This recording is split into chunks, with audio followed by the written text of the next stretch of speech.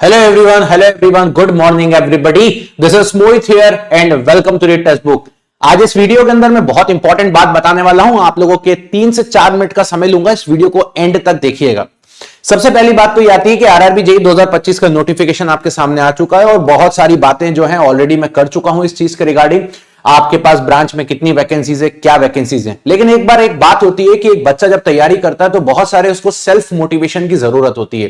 पहला मोटिवेशन होता है नंबर ऑफ वैकेंसीज। तो इस बार आरआरबी ने हमें थोड़ा निराश जरूर किया है, लेकिन एक दूसरी चीज और होती है कि अगर मान लीजिए आज मैं एक तैयारी कर रहा हूं तो एट द एंड तैयारी करने के बाद, इतनी मेहनत करने के बाद मुझे मिलने क्या वाला है। तो अगर हम आज से कुछ समय पहले की बात करते हैं या आज तक की बात करते हैं तो आरआरबी जेईई के अंदर 2025 तक की जो सैलरी स्ट्रक्चर हुआ करता था, ट्रेनिंग पीरियड में 50-55 हजार के आसपास सैलरी आती थी और ट्रेनिंग खत्म होने के बाद ये 60,000 के ऊपर चली जाया करती थी। लेकिन रिसेंटली आपको पता होगा गवर्नमेंट ऑफ इंडिया, भारत सरकार की तरफ से एक बहुत बड़ा फेज हमारे पास आया हुआ है और ये फेज एक बार नहीं, एक साल में नहीं बल्कि 10 साल में एक बार होता है। एक इंसान ना ऑन एन एवरेज अगर 60 साल जीता है, 30 साल में अगर उसकी नौकरी लगती है 25-30 साल में, तो शायद वो अपनी जिंदगी में 2 या 3 बार इस मौके को पा पाता है। और ये समय आ चुका है जिसको आप लोगों ने देखा भी होगा। रिसेंटली बहुत सारी वीडियोस आपने यूट्यूब पे देखी होगी रिलेटेड टू 8th पे कमीशन। क्या होता है 8th पे कमीशन, जरा मैं आपको समझाने की कोशिश करता हूं।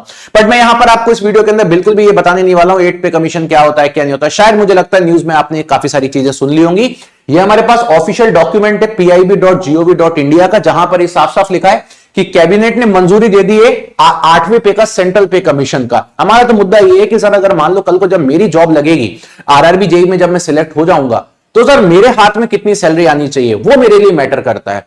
तो भाई पहले तो मुझे ये पता होनी चाहिए कि पहले कितनी आती थी और अब कितनी आने वाली है। तो चलिए इस वीडियो को लास्ट तक देखिएगा, मैं आपको बताऊंगा कि आपके इन हैंड सैलरी कितनी आ सकती है।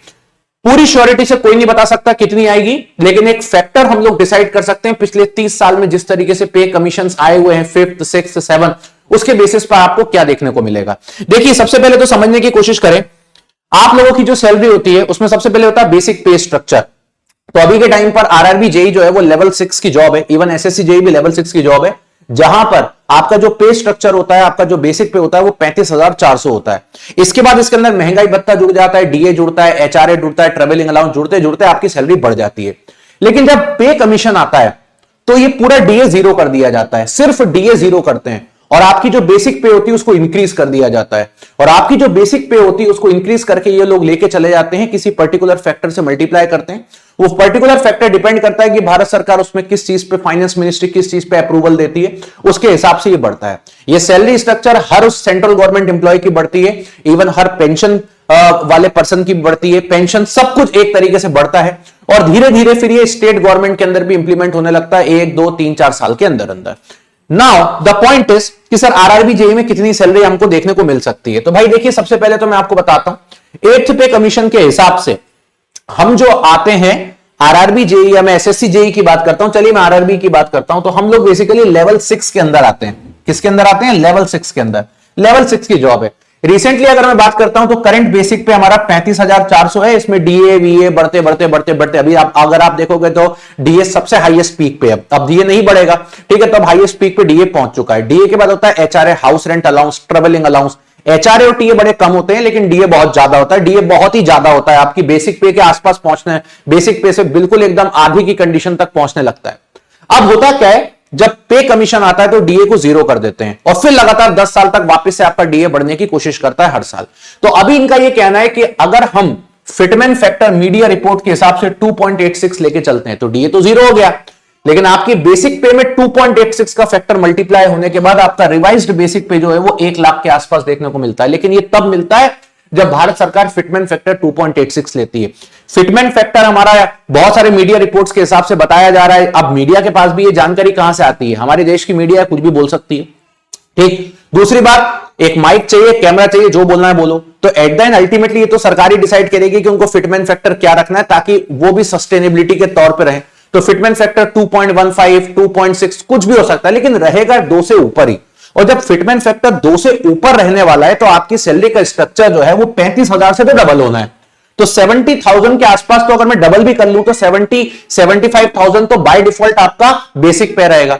फिर डीए जीरो हो जाएगा तो उसमें एचआरए टीए मिला के आपकी जो ग्रॉस सैलरी रहेगी वो 80,000 के ऊपर रहेगी, ठीक है। और आपको कट पिट के जो है वो 70-75 हजार के आसपास मिलेगा। कुछ लोगों का यह भी कहना था कि सर क्या सैलरी हमारी 1 लाख के ऊपर हो जाएगी? नहीं भाई, 1 लाख के ऊपर तो नहीं जाएगी, लेकिन हां, अगर सरकार के फिटमेंट फैक्टर इस तरीके के रहेगा 2.86 करीब जैसा लोग बता रहे हैं, तो डेफिनेटली आपकी सैलरी जो है वो 1 लाख तक भी टच कर जाएगी एज अ जूनियर इंजीनियर।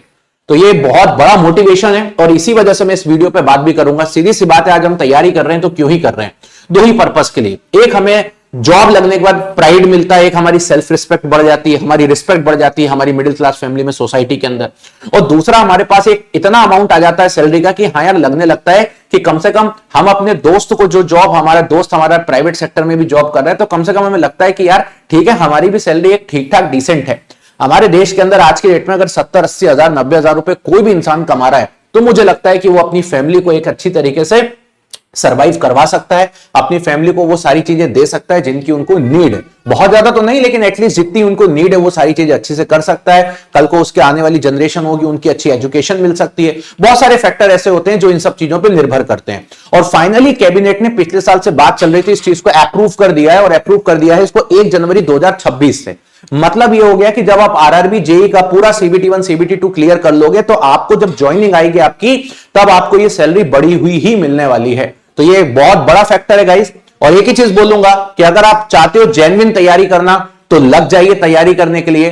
क्योंकि जब मैं आज से कुछ साल पहले की बात करता हूं, जब 7th पे कमीशन आया था, तब उस दौर में मैं भी अपनी तैयारी कर रहा था, और मेरे लिए भी एक बहुत बड़ा फैक्टर था कि अरे इतनी सैलरी होती, क्योंकि 6th पे की तो मैं आपको सैलरी बताऊंगा भी नहीं, 6th पे की सैलरी बहुत ही कम हुआ करती थी। और आज मैं देख रहा हूं कि 8th पे तक हम इतनी सैलरी तक पहुंच गए, जो कि अपने आप में काफी अच्छी चीज है। ठीक है, तो एटलीस्ट इस मोटिवेशन के साथ अपनी चीजों को आगे बढ़ाइए, इस मोटिवेशन के साथ तैयारी करिए। और मैं उन बच्चों से भी अब बात करना चाहता हूं जो अभी प्राइवेट सेक्टर में जॉब कर रहे हैं। लास्ट ईयर बहुत सारे ऐसे स्टूडेंट्स थे जिन्होंने मुझसे डायरेक्टली बात करी कि सर हमें प्राइवेट सेक्टर में, मैं डिप्यूटी मैनेजर हूं, मैं मैनेजर हूं, मैं असिस्टेंट मैनेजर हूं, और मेरी सैलरी टाटा स्टील में 50, 60, 70 हजार है, या टाटा मोटर्स में, अलग अलग देश की कंपनी में, तो सर क्या मुझे आरआरबी की तैयारी करना चाहिए? तब मैं शायद उनको ये बोलता था कि देखिए, सैलरी के बेसिस पे करनी चाहिए तो मत करो यार, क्योंकि सैलरी आरआरबी जेईई में तुमको इससे कम ही मिलेगी। अब लास्ट ईयर अगर किसी को 80 हजार प्राइवेट में मिलता था, आज वो बच्चा 90 हजार 1 लाख तक 1-2 साल में पहुंच जाएगा, तो मैं उसको बोलता था कि मत करो। लेकिन आज मैं उस बच्चे को भी बोलना चाहता हूं कि अगर आपको लगता है राइट, तो मैं डेफिनेटली बोलूंगा कि अगर आप वर्क लाइफ बैलेंस चाहते हो, अगर आपको लगता है कि हाँ यार मुझे करनी चाहिए, क्योंकि अब यहां पे भी सैलरी अच्छी है, तो बहुत सारे बच्चे इस बार प्राइवेट सेक्टर से गवर्नमेंट सेक्टर की तरफ स्विच कर सकते हैं, क्योंकि अब आपके पास एक अच्छा पे आउट यहां पे तैयार हो चुका है। क्योंकि प्राइवेट जॉब में कभी भी पे कमीशन नहीं आता है, वहां पे आपके परफॉर्मेंस के बेसिस पे ही आपकी कंपनी आपकी सैलरी हाइक करती है, और अगर नहीं करती है तो आपको कंपनी को स्विच करना होता है, ये नियम है राइट। और कभी कभी तो बहुत दिक्कतें भी होती है, ये बच्चे जानते होंगे प्राइवेट सेक्टर वाले जिनसे मैं बात कर रहा हूं राइट। तो मेरा यही कहने का मतलब है कि अगर आपको लगता है कि आपको स्विच करना चाहिए, तो मैं आपको बोलूंगा कि अभी आप जॉब मत छोड़िए, जॉब के साथ ही आप तैयारी करिए, लेकिन अपनी पूरी शिद्दत के साथ करिए। मेहनत लगेगी, आपका दम लगेगा, दिल से लेके दिमाग से लेके पूरे शरीर से, शरीर टूटेगा भी, सब कुछ होगा। अगर उन सब चीजों के लिए रेडी हो तो तैयारी करना स्टार्ट करो। तैयारी करते कैसे उसके बारे में तो मैं ज्यादा इस वीडियो के अंदर आपको नहीं बताऊंगा, क्योंकि कहीं ना कहीं आपको भी पता है कि तैयारी करने के लिए कितना एफर्ट्स हमें लगाना पड़ता है। अपार्ट फ्रॉम दैट, मैं आपको अपना एक टेलीग्राम चैनल देता हूं। ये टेलीग्राम चैनल मैं आपको सिर्फ इसलिए दे रहा हूं ताकि आपको रिलेटेड कोई भी इंफॉर्मेशन से रिलेटेड अगर मुझे बात करनी हो तो आप डायरेक्टली मुझसे कर सकते हैं।